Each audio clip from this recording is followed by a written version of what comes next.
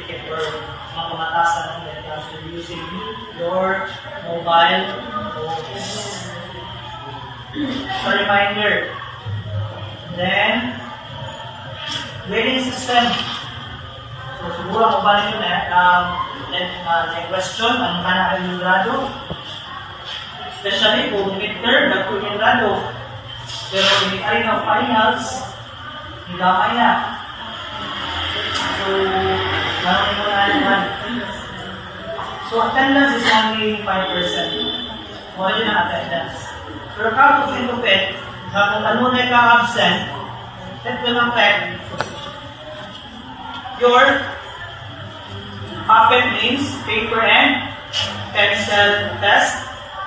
PBAT means performance-based assessment test.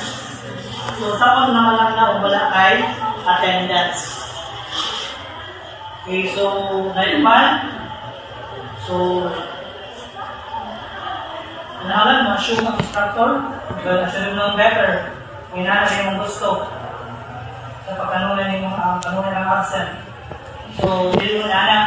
That is why, mas laya ko sa